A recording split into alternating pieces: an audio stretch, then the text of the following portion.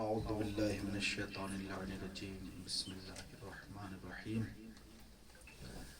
الحمد للہ رب العالمین الصلاة والسلام علی اشرف الخلائق اجمعین حبیب الہ العالمین بالقاسم محمد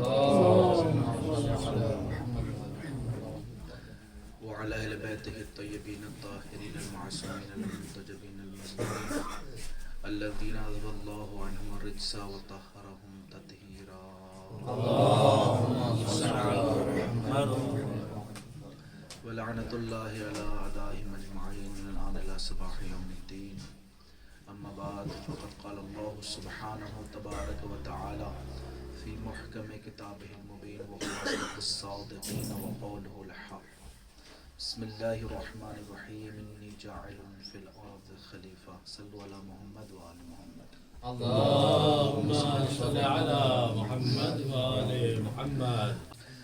عزیزان گرامی، بزرگان محترم، علماء کرام، ذوی الاحترام، ہم سب مل کر اس وقت دنیا کی عظیم ترین عبادت میں مصروف ہیں جسے ذکر محمد وآل محمد کہتے ہیں۔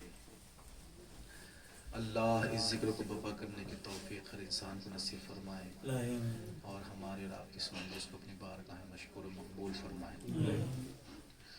جیسا کہ آپ سب کو پتہ ہے کہ ماہ رمضان مبارک چل رہا ہے اور یہ جو مجالس ہو رہی ہیں دوسری مجالس کے مقابلے میں اس کی خصوصیات الگ ہیں۔ دوسری جو مجالس دوسرے مہینوں میں ہوتی ہیں ان سے انسان کھایا پیا ہوا ہوتا ہے، خطیب بھی کھا پی کے بیٹھتا ہے، سامعین بھی کھا پی کے بیٹھتے ہیں۔ خطیب کے پاس طاقت بھی زیادہ ہوتی ہے کہ طاقت لگا کے پڑھے اور سامعین کے پاس طاقت ہوتی ہے کہ طاقت لگا کے جواب دے۔ لیکن ماہ رمضان میں چونکہ خطیب بھی روزے سے ہوتا ہے اور سامعین بھی روزے سے ہوتے ہیں تو لہٰذا لیکن پھر بھی تبرکاً اور جو ماہ رمضان کے فیوز ہیں اور فیضان ہیں اس کو حاصل کرنے کے لیے ان مجالس کا انعقاد کیا گیا ہے، کیونکہ کئی ثواب ایک ساتھ اکٹھا ہو گئے ہمارے۔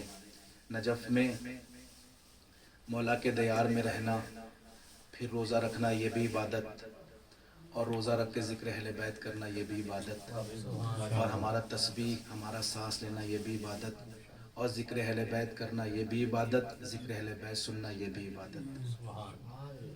دیکھیے کچھ چیزوں کا ثواب جو ہوتا ہے وہ ظرف مکان کی وجہ سے بڑھ جاتا ہے۔ فرض کریں ہم ایک نماز اپنے گھر میں پڑھیں اس کا ثواب الگ ہے، لیکن اگر ایک واجب نماز ہم مسجد کوفہ میں پڑھیں وہ ظرف مکان بلند تھا تو اس ثواب تو اس عبادت کا ثواب بلند ہو گیا، زیادہ ہو گیا۔ اسی طرح سے ہم روزہ رکھے بغیر اگر کوئی عبادت کریں تو اس کا ثواب الگ ہوگا، لیکن اگر روزہ رکھ کے ذکر اہل بیت کریں تو اس کا ثواب زیادہ ہوگا، کیونکہ بہت سی چیزیں ایسی ہوتی ہیں کہ جن کا مداخلت ہوتی ہے اور جو قیود احترازیہ رکھتی ہیں اور حیثیتیں رکھتی ہیں، حیثیات رکھتی ہیں ثواب کے بڑھانے میں اور اضافے میں۔ عزیزان محترم، بزرگان محترم، چونکہ ماہ رمضان مبارک چل رہا ہے اور آپ نے سوشل میڈیا پر یہ بحث دیکھی ہوگی کہ ہر جگہ کچھ لوگ یہ ثابت کرنے کی کوشش کر رہے ہیں کہ مولائے کائنات افضل نہیں ہیں، بلکہ جو دوسرے بزرگان دین ہیں ان کے اعتبار سے وہ ان کو افضل ثابت کرنے کی کوشش کر رہے ہیں اور کہہ رہے ہیں کہ علی فضیلتوں والے ہیں، علی بہت بڑے عالم ہیں، علی سب کچھ ہیں، لیکن فضیلت کے اعتبار سے اور افضلیت کے اعتبار سے تینوں جو ہیں مولائے کائنات سے افضل ہیں۔ یہ ان کا موقف ہے، لیکن ہم تمام شیعان حیدر کرار قرآن اور روایات کی روشنی میں اس بات کا ہمارا عقیدہ ہے اور اس عقیدے پہ کوئی سمجھوتا نہیں ہے کہ ہم محمد کے بعد جس کو افضل مانتے ہیں وہ کل بھی علی تھا، وہ آج بھی علی ہے، وہ کل بھی علی تھا، وہ آج بھی علی ہے۔ اور اس بات کو یاد رکھیے گا، نحن ابناء الدلیل، ہم دلیل کے ہم فرزندان دلیل ہیں، ہم بغیر دلیل کے کوئی بات نہیں کرتے۔ اگر ہم کسی بات کو یہ کہہ رہے ہیں کہ ہم جو ہے مولا کائنات کو افضل مانتے ہیں تو یہ دعویٰ ہے، اور دعویٰ اس وقت لا تکون الدعوۃ الا بالدلیل، اور دعویٰ اس وقت تک دعویٰ نہیں سچا ہوتا ہے کہ جب اس کے ساتھ دلیل نہ ہو، اور جب دلیل ہوتی ہے دعوے کے اوپر تب جا کے آپ کا دعویٰ صحیح ہوتا ہے۔ اب جب ہم نے یہ کہہ دیا مولا کائنات افضل ہیں تمام لوگوں سے، تو اب ہم پہ واجب و اوجب ہے کہ ہم ثابت کریں کہ کس اعتبار سے مولا کائنات سب سے افضل ہیں۔ تو آئیے لے کے چلتے دنیا میں بشری زندگی میں سب سے پہلے انسان کی طرف، اور دیکھتے ہیں کہ اللہ نے ان کی افضلیت کو کس طریقے سے بیان کیا ہے۔ میں نے اسی لیے آیت کریمہ کی تلاوت کا شرف حاصل کیا۔ پروردگار عالم ارشاد فرماتا ہے انی جاعل فی الارض خلیفہ، کہ میں ایک زمین پر ایک خلیفہ بنانے والا ہوں، میں زمین پر ایک خلیفہ بنانے والا ہوں۔ یہ ہے منظر۔ پس منظر کیا ہے؟ پس منظر یہ ہے کہ فرشتوں کے درمیان فرشتوں کو یہ حکم مل چکا ہے کہ دیکھو جب میں ایک پتلا بنا دوں، اس میں اپنی روح پھونک دوں، تم سب کے سب سجدے میں گر جانا، اور یاد رکھنا وہ میرا خلیفہ ہوگا، اور تم لوگوں پہ واجب ہے کہ اس کو خلیفہ ماننا، خلیفہ اعتراف کرنا۔ اب سوال یہ پیدا ہوتا ہے کہ جناب آدم علیہ السلام کو اللہ نے جو خلق فرمایا ہے، تو خلق فرمانے کے بعد فوراً اللہ نے جناب آدم کو خلیفہ بنا دیا۔ اب سوال یہ پیدا ہوتا ہے، علماء کرام تشریف فرما ہے، آسانی ہوگی باتوں کو سمجھانے میں، ذرا یہ تو بتائیے کہ اللہ نے جناب آدم کو جو پیدا ہوتے ساتھ ہی ان کو خلیفہ بنا دیا، کس بنیاد پہ بنایا؟ اگر آپ یہ کہیں گے کہ جناب آدم سب سے زیادہ عبادت گزار تھے اس لیے جناب آدم کو اللہ نے خلیفہ بنا دیا، تو معاف کیجئے گا، جناب آدم سے ہزاروں سال پہلے بہت سے فرشتے ایسے تھے کہ جو رکوع میں ہے تو قیامت تک رکوع میں ہیں، جو سجدے میں ہے تو قیامت تک سجدے میں ہیں، جو قرات میں ہے تو قیامت تک قرات میں ہے۔ جناب آدم سے پہلے ہزاروں کروڑوں فرشتے اللہ کی عبادت کر رہے ہیں۔ اگر عبادت کے حوالے سے اگر خلافت کا معیار عبادت ہوتا کہ جو زیادہ عبادت گزار ہوگا وہ خلیفہ ہوگا، تو جناب آدم کو خلیفہ نہیں ہونا چاہیے بلکہ فرشتوں کو خلیفہ ہونا چاہیے۔ اور فرشتوں میں بھی بہت سے فرشتے ہیں، لیکن سب سے افضل فرشتہ کون ہے؟ سید الملائکہ جناب جبرائیل ہیں، جناب جبرائیل کو خلیفہ ہونا چاہیے، لیکن اللہ نے نہ فرشتوں کو خلیفہ بنایا نہ جناب جبرائیل کو خلیفہ بنایا، بلکہ ان تمام کے درمیان کس کو منتخب کیا خلافت کے لیے؟ جناب آدم کو منتخب کیا۔ جناب آدم کو منتخب کیا، تو سوال یہ ہے کہ کس بنیاد پہ منتخب کیا؟ اگر آپ کہیں عبادت کی بنیاد پر، تو عبادت کی بنیاد پر خلافت نہیں مل سکتی۔ تو آئیے پھر قرآن سے پوچھتے ہیں کہ جناب آدم کو کس بنیاد پہ خلافت ملی؟ اللہ نے ارشاد فرمایا وَعَلَّمَ آدَمَ الْأَسْمَاءَ كُلَّهَا، کہ دیکھو ہم نے جناب آدم کو تمام دنیا کے تمام اسماء کا علم دے دیا تھا۔ تو اللہ نے جناب آدم کو جتنے ہونے والے واقعات تھے قیامت تک سب تک کا ان کو علم دے دیا تھا کہ جتنی بھی چیزیں ہوں گی وہ جناب آدم کے علم میں ہیں۔ دینے والا کون ہے؟ اللہ تعالیٰ کی ذات ہے، اور لینے والا کون ہے؟ جناب آدم ہے۔ تو اللہ نے جناب آدم کو کیا دیا؟ علم دیا، یا جناب آدم کو علم دیا۔ اور اب سوال یہ پیدا ہوتا ہے جناب آدم کے پاس علم ہے، کیا فرشتوں کے پاس علم نہیں ہے؟ لیکن فرشتوں کے پاس بھی علم ہے، جناب آدم کے پاس بھی علم ہے۔ تو ہونا تو یہ چاہیے تھا کہ اللہ فرشتوں جناب آدم کو بھی خلیفہ بنا دیتا، فرشتوں کو بھی بنا دیتا۔ تو سب جناب آدم کے عالم ہونے کی دلیل قرآن سے کیا ہے؟ وَعَلَّمَ آدَمَ الْأَسْمَاءَ كُلَّهَا، اللہ نے جناب آدم کو علم کی تمام اسماء کی تعلیم دی۔ اب فرشتوں کے بارے میں کیا ہے؟ فرشتوں نے کیا کہا؟ لا علم لنا الا ما علمتنا، کہ پروردگار ہمارے پاس اتنا علم ہے جتنا تو نے بتا دیا ہے۔ تو اس دو آیتوں سے یہ ثابت ہو گیا آدم کے پاس بھی علم ہے، فرشتوں کے پاس بھی علم ہے۔ لیکن علماء تفسیر نے دونوں کی تفسیروں میں یہ لکھا کہ جناب آدم کے علم میں اور فرشتوں کے علم میں فرق یہ ہے کہ فرشتوں کے علم کی جو عبارت ہے، آیت کا مضمون ہے، وہ یہ کہتا ہے لا علم لنا، یہاں پہ نفی کی جا رہی ہے کہ ہمارے پاس علم نہیں ہے، الا ما علمتنا، اور استثناء کے بعد بھی ذکر اس بات ہو رہا ہے ہمارے پاس علم نہیں ہے الا ما علمتنا، مگر اتنا ہے جتنا تو نے ہم کو بتا دیا ہے۔ یعنی فرشتوں کے علم میں ترقی ہونے کی صلاحیت نہیں ہے، معلوم سے مجہول تک جانے کی صلاحیت نہیں ہے، جتنا اللہ نے ان کو بتا دیا ہے اتنے علم تک وہ رکے ہوئے ہیں۔ لیکن جناب آدم کا علم وہ ہے جو معلوم سے مجہول تک بھی جائے گا، مجہول کو معلوم بنا لے گا، یا علم منطق کی اصطلاح میں یہ کہہ دوں کہ معلوم تصوری یا معلوم تصدیقی سے مجہول تصوری یا مجہول تصدیقی تک جائے گا، پھر معلوم تصوری بنا لے گا یا معلوم تصوری بنا لے گا یا معلوم تصدیقی بنا لے گا۔ یہ منطق کے اعتبار سے یعنی کہنے کا مطلب یہ ہے کہ جناب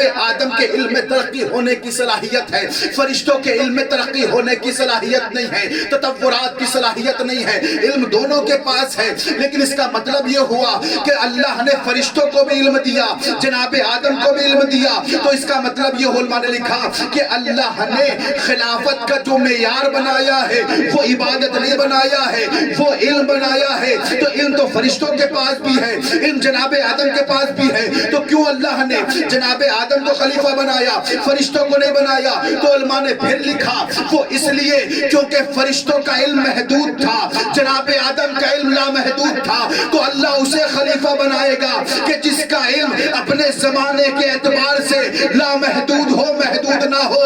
تو میں یہی تو کہتا ہوں کہ خلیفہ وہ ہوگا جو عالم ہوگا، خلیفہ وہ نہیں ہوگا جو جاہل ہوگا۔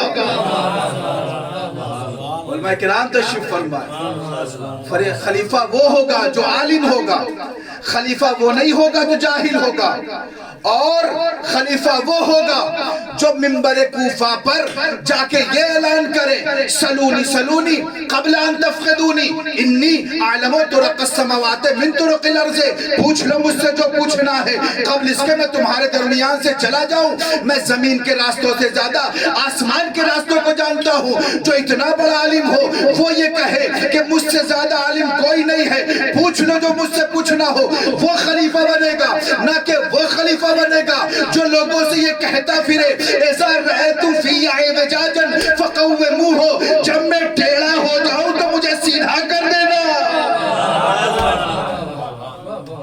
اذا رأیتم فی اعوجاجا فقوموہ، جب میں ٹیڑھا ہو جاؤں تو مجھے سیدھا کر دینا۔ تو دو طرح کے لوگ یہاں پہ موجود ہیں۔ تو اللہ خلافت کا معیار عبادت کو نہیں بناتا، خلافت کا معیار علم کو بناتا ہے، علم کو بناتا ہے۔ اب جناب آدم اپنے زمانے کے خلیفہ کیوں؟ اس لیے کہ جناب آدم کے پاس ہے علم، اور صرف علم ہونا کمال نہیں، علم کے ساتھ ساتھ عالمیت ہونا کمال ہے کہ جس کے پاس جو علم ہو سب سے زیادہ ہو، یعنی عالم فی زمانے ہی، اپنے زمانے کا سب سے بڑا جب تک عالم نہیں ہوگا وہ خلیفہ نہیں ہو سکتا۔ اب میں سوال کرتا ہوں کیا خلافت جناب آدم تک ختم ہو گئی؟ اب تمام لوگ کہیں گے خلافت جناب آدم تک ختم نہیں ہوئی ہے، بلکہ خلافت کے پہلے خلیفہ تو جناب آدم ہے۔ یہ خلافت آگے بڑھ کے جناب نوح تک آئی، جناب ابراہیم تک آئی، اور کرتے کرتے انبیاء تک آئی، محمد تک آئی۔ محمد بھی خلیفہ، آدم بھی خلیفہ، نوح بھی خلیفہ، ابراہیم بھی خلیفہ، یوسف بھی خلیفہ، یعقوب بھی خلیفہ، جناب نبی بھی آخری نبی بھی خلیفہ۔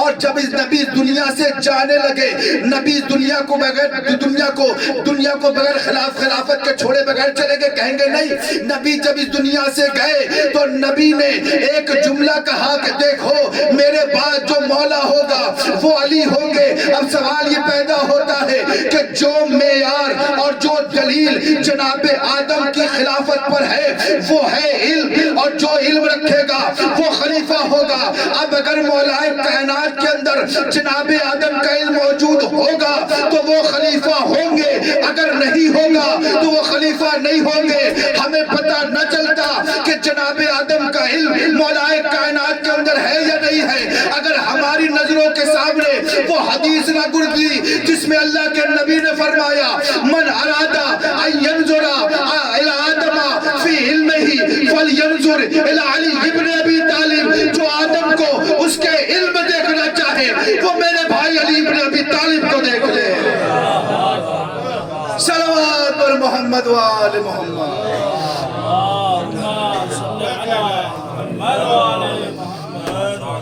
جو آدم کا علم دیکھنا چاہتا ہے وہ میرے بھائی علی کو دیکھ لے۔ تو یہی علم آدم دلیل خلافت ہے جناب آدم کے لیے، اور یہی علم آدم موجود ہے مولا کائنات کے اندر۔ تو جو سبب ان کی خلافت کے لیے وہاں تھا، جو دلیل ان کی خلافت کے لیے جناب آدم کے لیے تھی، وہی دلیل موجود ہے مولا کائنات کی خلافت کے لیے۔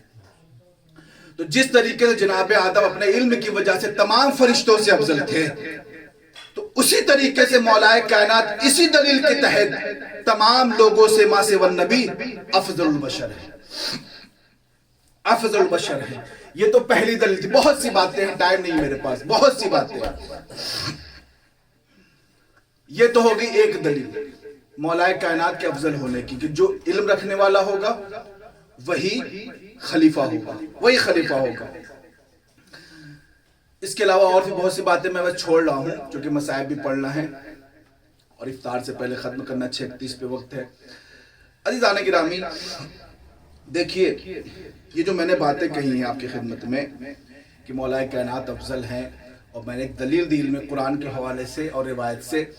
دیکھیے بہت سی چیزیں ایسی ہیں جو آج جو سوشل میڈیا پہ ہو رہا ہے کہ علی افضل نہیں ہیں، اور ہزاروں دلیلیں علماء نے دی، ایک دلیل یہی کہ مولا کائنات جو علم رکھتا ہے وہ افضل ہوتا ہے۔ اور یہ کوئی مسئلہ نیا نہیں ہے، بلکہ خود مولا کائنات کے زمانے میں جب مولا علی کوفے میں خلیفہ تھے تو اس زمانے کے جو لوگ تھے ان لوگوں نے بھی یہ بحث چھیڑ رکھی تھی کہ تینوں جو خلفاء ہیں وہ مولا کائنات سے افضل ہیں، اور مولا جہاں پہ جواب دینا مصلحت ہوتی تھی وہاں جواب دیتے تھے، جہاں جواب نہیں دینا ہوتا تھا وہاں جواب نہیں دیتے تھے۔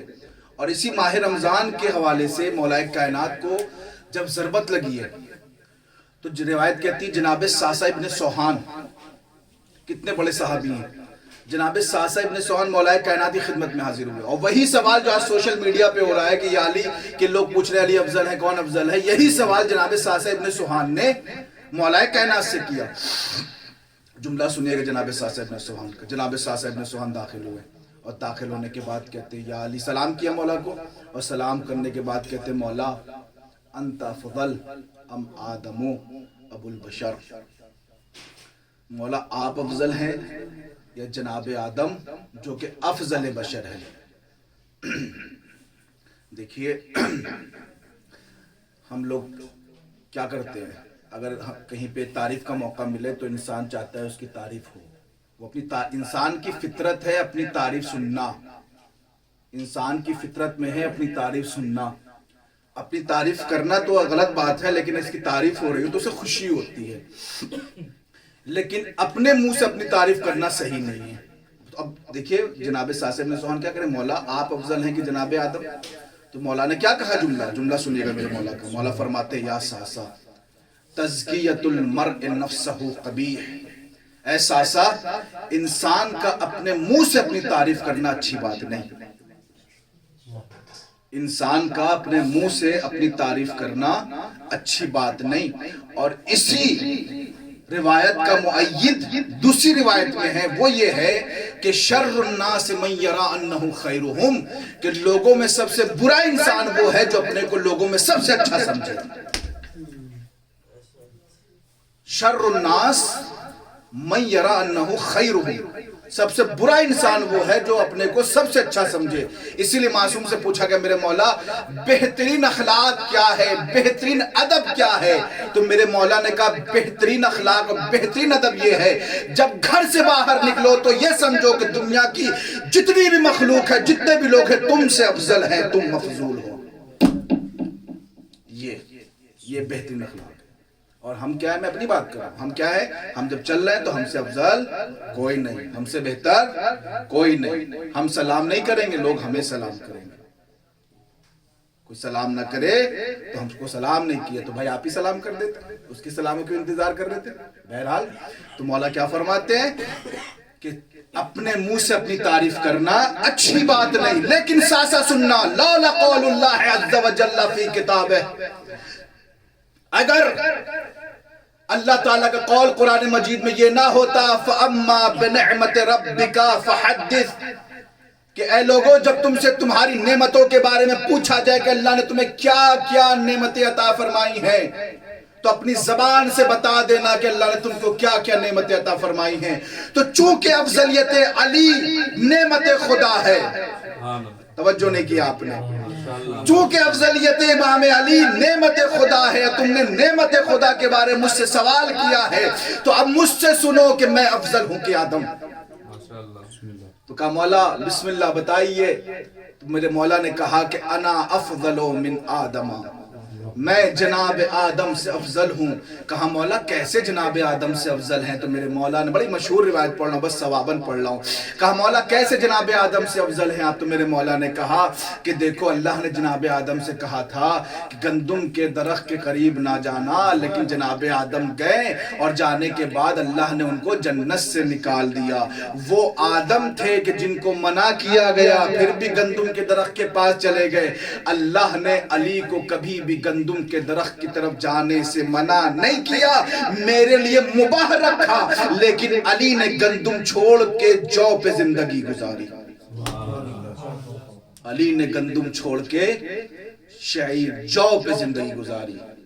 میں اس لیے آدم سے افضل۔ توجہ، یا علی انت افضل ام نوح علیہ السلام، یا علی آپ افضل ہیں یا جناب نوح علیہ السلام افضل ہے؟ تو میرے مولا کائنات کا جملہ سنیے، خدا کی قسم عجیب جملہ ہے میرے مولا کا۔ میرے مولا نے کہا اے ساسا یاد رکھنا، انا افضل من نوح، میں جناب نوح سے افضل ہوں۔ کہا مولا کیسے؟ کہا وہ اس طریقے سے کہ ان ابن نوح کان کافرا و ان ابنی سید شباب اہل الجنہ، نوح کا بیٹا کافر تھا، میرے بیٹے جوانان جنت کے سردار ہیں۔ نوح کا بیٹا کافر تھا، میرے بیٹے جوانان جنت کے سردار ہیں۔ یا علی انت افضل من ابراہیم علیہ السلام، یا علی آپ افضل ہیں کہ جناب ابراہیم۔ میرے مولا نے کہا میں جناب ابراہیم سے افضل ہوں۔ کہا مولا کیسے؟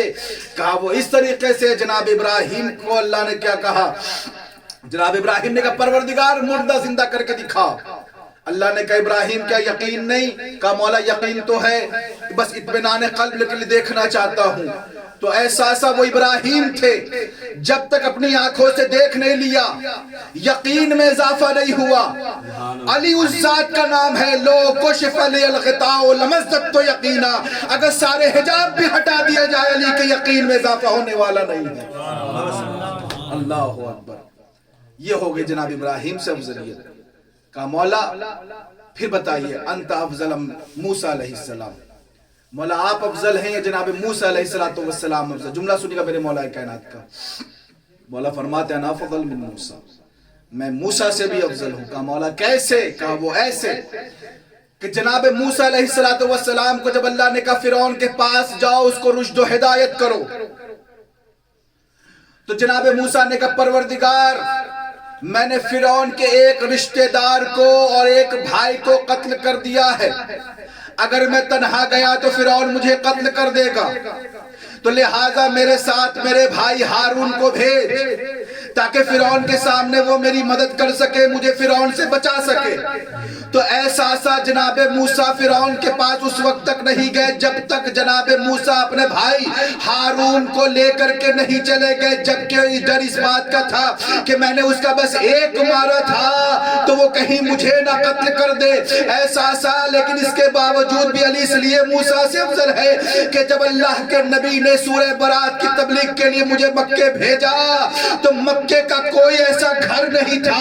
جب رسول اللہ نے مجھے مکے میں سورہ برات کی تبلیغ کے لیے بھیجا تو میں نے نبی سے ایک مرتبہ بھی نہیں کہا کہ میرے ساتھ کوئی مددگار بھیج، جبکہ مکے کا کوئی ایسا گھر نہیں تھا کہ جس کے باپ کو علی نے مارا ہو، جس کے چچا کو علی نے مارا ہو، جس کے بھائی کو علی نے نہ مارا ہو، نہ مارا ہو۔ یہ ہے علی کی شجاعت، اس لیے میں جناب موسیٰ سے افضل۔ بس افطار سے پہلے ختم کر دوں گا، گھبرائیے گا نہیں۔ عزیزان گرامی، کہ مولا چار نبیوں کی فضیلت ظاہر ہو، افضلیت پہ افضلیت ثابت ہو گئی۔ مولا انت افضل عیسیٰ علیہ السلام، مولا آپ افضل ہیں یہ جناب عیسیٰ علیہ السلام۔ مولا نے فرمایا انا افضل من عیسیٰ، میں جناب عیسیٰ سے افضل ہوں۔